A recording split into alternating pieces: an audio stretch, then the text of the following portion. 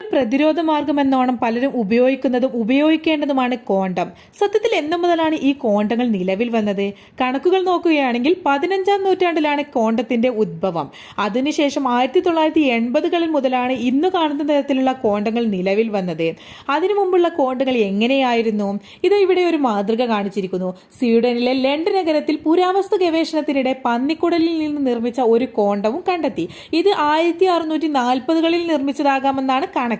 ലോകത്തിലെ ഏറ്റവും പഴക്കമുള്ള കോണ്ടം മാതൃകയായും ഇതും കണക്കാക്കപ്പെടുന്നു. വേശുകളോടൊപ്പം ഉറങ്ങുമ്പോൾ രോഗങ്ങൾ വരാതിരിക്കാൻ വേണ്ടി ഉപയോഗിക്കുന്നതിന് മുമ്പ് തിളപ്പിക്കാത്ത പാലിൽ മുക്കിവെക്കാൻ നിർദ്ദേശിക്കുന്ന ഒരു ഉപയോഗൃത മാനുവലുമായാണ് ഇത് കണ്ടെത്തിയത്. പുനരുപയോഗിക്കുകയും കഴുകി വീണ്ടും 6 മുതൽ 8 മണിക്കൂർ തിളപ്പിക്കാത്ത പാലിന്റെ പാത്രത്തിൽ വെക്കുകയും വീണ്ടും ഉപയോഗിക്കുകയും ചെയ്യാമെന്നും ഇതിന്റെ മാനുവലിൽ പറയുന്നു.